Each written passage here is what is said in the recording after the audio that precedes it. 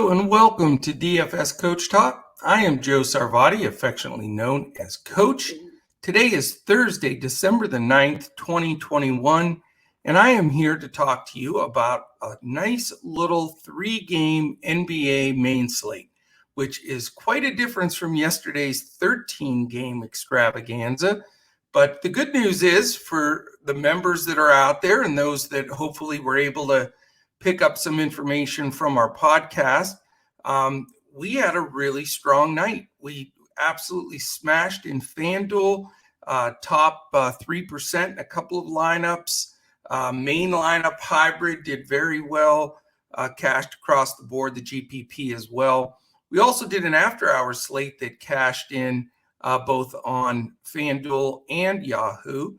Hopefully, we had a few members put together a lineup from our Draftkings clipboard that also did decently. So it was a fun FanDuel night, and we definitely want to come back at it tonight. Much more manageable 3-game slate. Again, not my favorite. I like the bigger slates, the better for me. I think it gives us a true advantage. But this is an interesting one. We've got a lot of different scenarios, back-to-backs, injuries, you name it. That's what the NBA is right now. So we're going to go through those 3 games and let you get about your business on this Thursday. If you want to join us, by the way, dfscoachtalk.com. That's where you can join us. We've got different memberships on there. If you want to try us out, this is a great day to do it. Thursday, Friday, Saturday, you get all of our basketball action.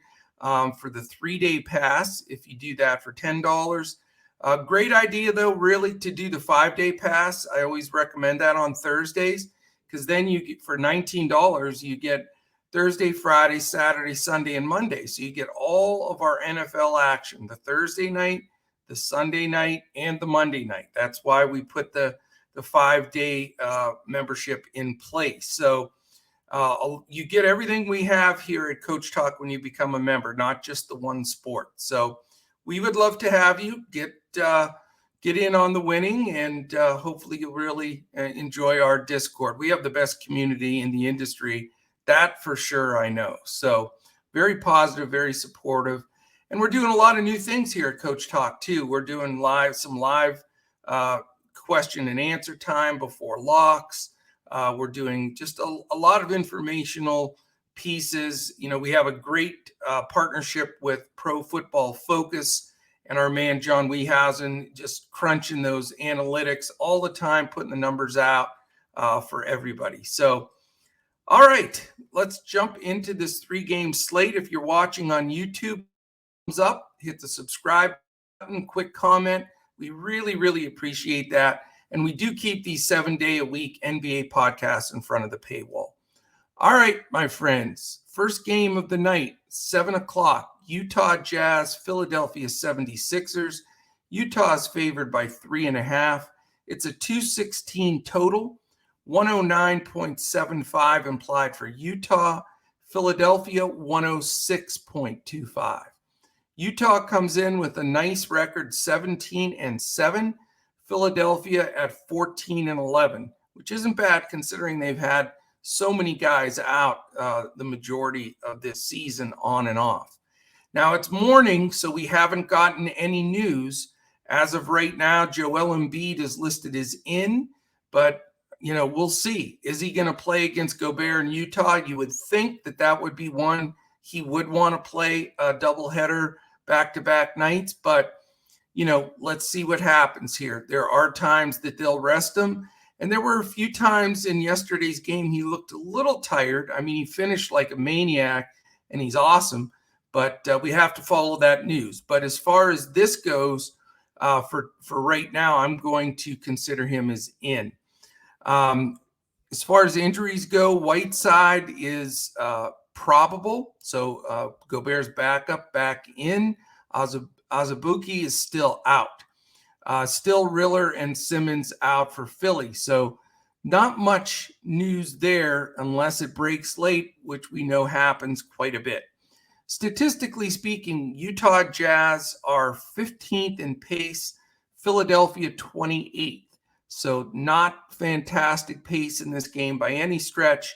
However, offensive efficiency, these two teams, veteran squad, strong players, they know how to score the ball.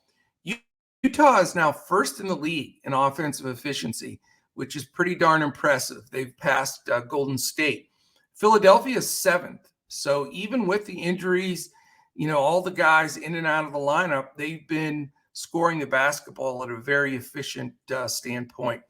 Defensively, Utah 7th. They've been in the top 10 throughout the year. Philadelphia 17th, so a little bit below average, but a lot of that happened with Embiid and Harris off the floor. So I think that will improve. Right now, as far as what I'm forecasting for the starting lineups, for Utah, it'd be Conley, Mitchell, Bogdanovich, O'Neal, and Gobert. For Philadelphia, Maxey, Curry, Green, Harris, and Embiid. When we look at some prices here, you've got a cheap Mike Conley at 5'8". Utah and Philadelphia, by the way, if I didn't mention it, they're both on the second night of a back-to-back. So that's why the news here is imperative, but it's the first game. We'll have all the news. We'll be able to react. So, join us in Discord, jump in, become a member. This way you follow all of this news and all the twists and turns that go on with the wonderful NBA that we love.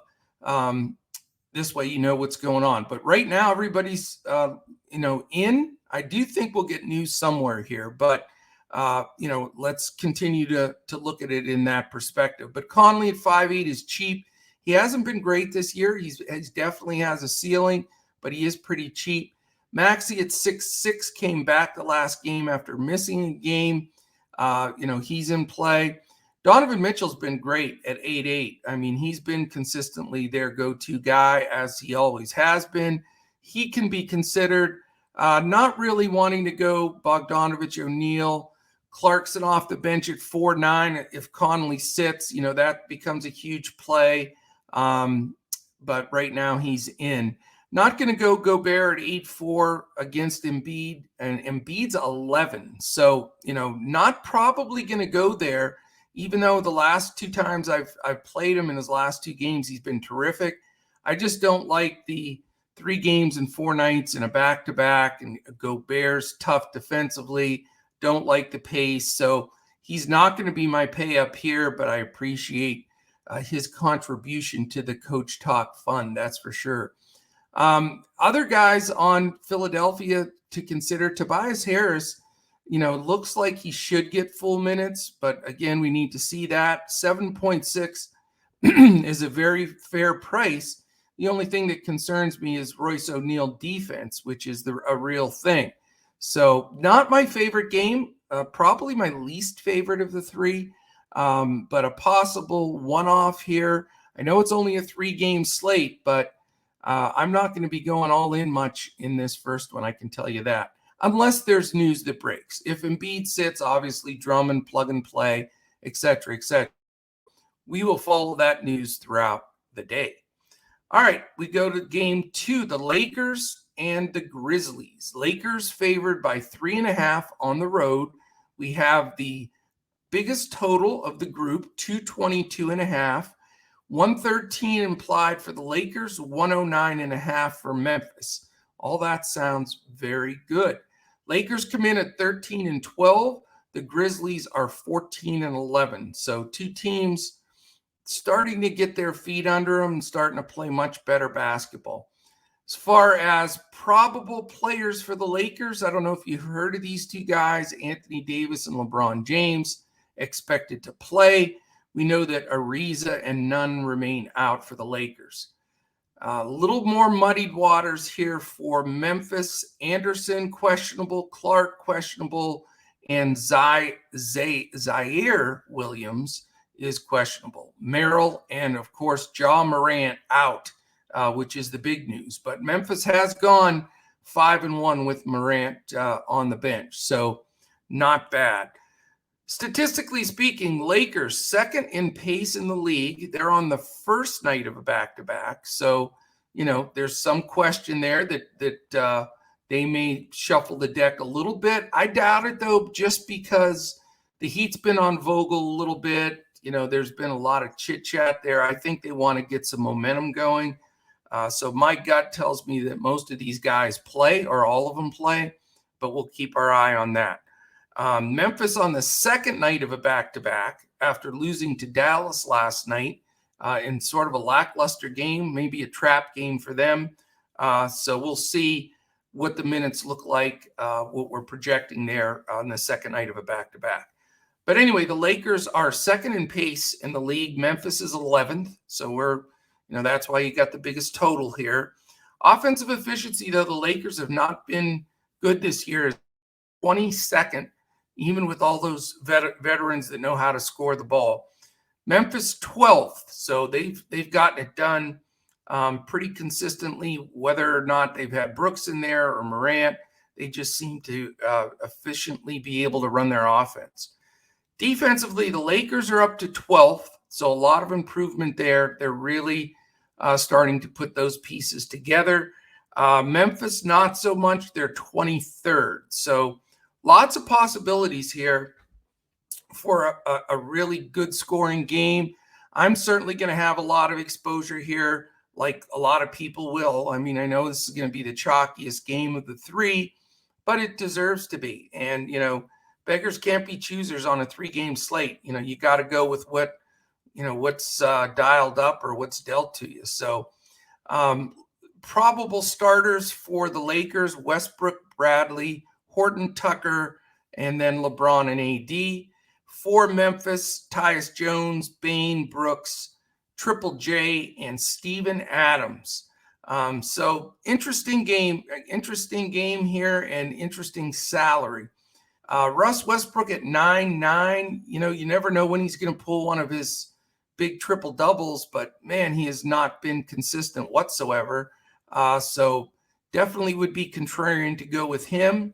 I've thought about it here just because I know the ownership's going to be much lower than James or Davis, but I'm not sure I have the courage to do it, just with how poorly he's shooting the ball from the outside. And he does turn the ball over a lot. The question is, do you go LeBron or do you go AD? I think you can make a case for either one. I also don't want to skip past Horton Tucker at 5.5. He's inconsistent, I know, and he's not the first, second, or third option on this team at all, probably the fourth. But, I think at 5.5, he makes sense. And, you're looking at a game that's going to have more possessions and score more. So I think Horton Tucker is very viable here. The question, like it's been for the last couple of years here, do you like LeBron or Davis? You can go either way. They're both the same price, basically 10-1 for LeBron, 10 for Davis. Really flip a coin here. You can make a really good case for either side. I have not made that determination yet, but I am going to go with one or the other once I get a little bit deeper into these numbers. But I think you have to dial up one of the big Laker dudes here on the first night of a back-to-back. On the other side of the ball, again, we need to see exactly how these minutes are going to divvy up. Tyus Jones is all the way up to 6K now, but, he's played very well. Not quite going to go there. He's still splitting time with another option. If you want to go values, DeAnthony Melton at 4.6 off the bench. He's been steady, really steady player. The guy that I've been, really has helped me cash a lot recently is Desmond Bain. He's up to 6.9, which, is continued to go up, but he's played great and he's been consistent. The minutes are there. The production is there. I think he's a decent play again. Dylan Brooks really disappointed me last night. He got a little foul trouble chasing Luka around, but I still think he's a good play. He's still a key guy. He's 6'2". Just need to, check some coach speak and a little bit of, inside information there, the beat writers, etc., to make sure Brooks is going to have full minutes on a back-to-back. He's just come back about 3 games ago from an injury. So we need to double check that, but I do like him. Not going to go with the bigs here for Memphis. I think they're going to get a lot of play because they're cheap. Jackson is 7 flat. Steven Adams is only 5-1 and been playing well, but I do respect the interior defense for the Lakers with Davis at the 4 or at the 5. I think that I like that setup. And then off the bench, if they used Dwight Howard, that's really going to, push things up defensively as well. So perimeter wise, Bradley, Horton Tucker can defend. I think they're just playing better defensively, and especially in the interior. I'm not going to go Jackson or Adams. Definitely want some exposure here, though. Could be a 2v2, really. I could have 4 of my guys more than likely from this game. If I had to decide right at this moment, and again, this could change, I'd probably go Horton, Tucker, Davis, Bain, and Brooks. But, that may rotate for sure. Okay, game 3. After 13 games yesterday, I feel like I'm in the opening segment here. This is crazy. Denver Nuggets and San Antonio Spurs. San Antonio's favored by 214.5 total, 106.25 implied for Denver, and 108.25 implied for your San Antonio Spurs. Denver comes in at 12-12. The San Antonio Spurs 8-15. Injuries, we've got Austin Rivers, probable. Jamal Murray remains out. Doubtful Keldon Johnson and Devin Vassell. And Zach Collins has not suited up yet this season. So, probable starting lineups for these two squads: Morris, Barton, Gordon, Green, and the Joker. We saw them with that lineup last night. And then Murray, White, McDermott, Bates, Diop, and Pirtle. Not a strong team, definitely. But a couple things. Denver's on the second night of a back-to-back after a overtime victory last night where they played big minutes and played hard, and they have to go to San Antonio, and San Antonio's on an island game. So big advantage there for San Antonio, and that's why the Spurs are favored by 2. Denver's a better team. There's no question about it. But you've got the travel, the overtime game, the back-to-back against a rested team. That evens it up pretty much. So interesting game here. Statistically speaking, pace for Denver bad, 29th. So definite pace down for the Spurs. Spurs are 6th. So you do have Denver in a pace up situation. But again, how much are they going to push the ball? Being a little bit tired and trying to really limit possessions when you're on a second night of a back-to-back against a fresh team. So that's a concern. Offensive efficiency hasn't been good for either team. If the Joker wasn't on Denver, I don't know if he wins. He's been that good, that efficient, and that amazing, but the rest of the team has been very, very average or below average. Their team offensive efficiency is only 19. San Antonio is 23. So again, not the greatest game as far as that side of the ball goes. Defensively, completely average here. Denver 18, San Antonio 13. So that's not going to move the needle much.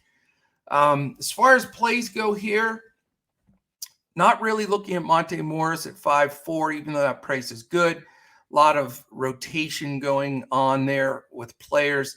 Will Barton can be looked at 6-8. I think he's a reasonable option.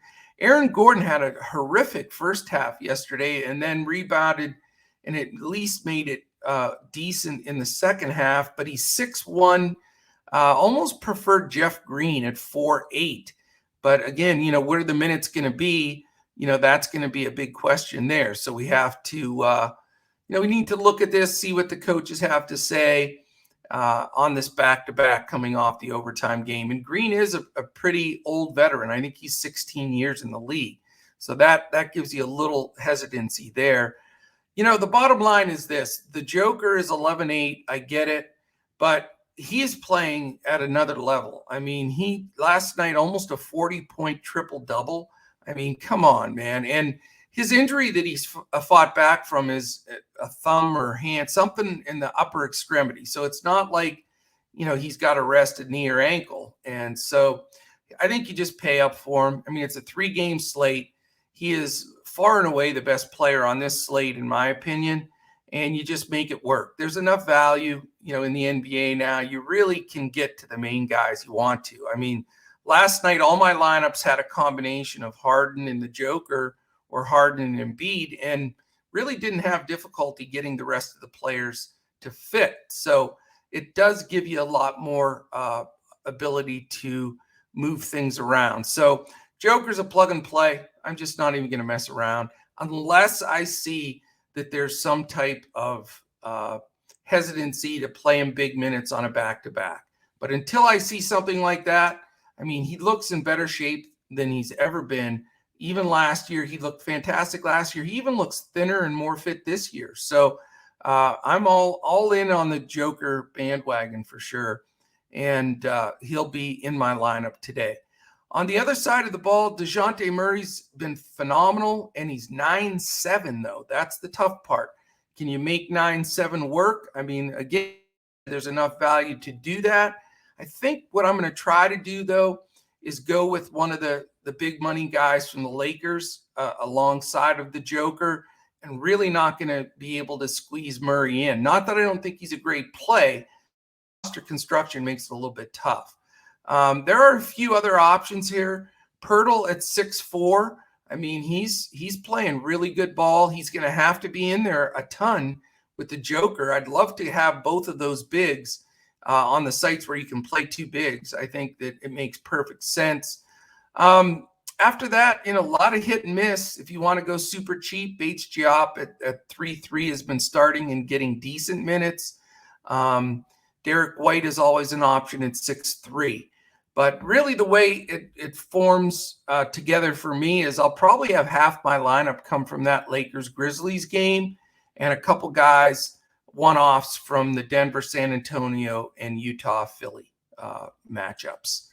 So that is it, my friends. A simple 3-game slate. We're going to go after it. We provide here at DFS Coach Talk a unique DraftKings Coaches Clipboard, which gives you 5 highlighted players for your core and several other players to help build out your roster.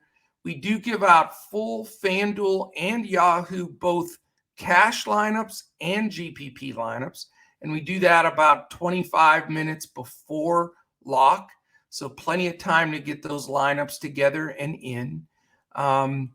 We'd love to have you join us. This is the perfect time to do it. Jump in. Like I say, that 5-day pass gets you all of our football tonight, Sunday and Monday. If you haven't checked out our football podcast for tonight's game, check that out. It's already posted. And then the big guys will be back for these podcasts. That'll be out tomorrow. Or Saturday. I'm sorry, Saturday. Then we'll have podcasts every day for the NBA. And tomorrow's a 9-game slate. Really excited for that one as well. A lot of great matchups, a lot of good action. So fantastic. Appreciate it. I hope you have a great Thursday. And we'd love to have you come in and get into the winning track with us. If you're tired of reloading, come on in. We have a Coach Talk process. We talk a lot about bankroll management and contest selection, which are the 2 most important things. I have those 2 ranked 1, 2, and then 3rd is picking your players and lineups. So it's that important. All right. Thanks again. Have a great one. We'll be back tomorrow when we look to crush it in NBA DFS.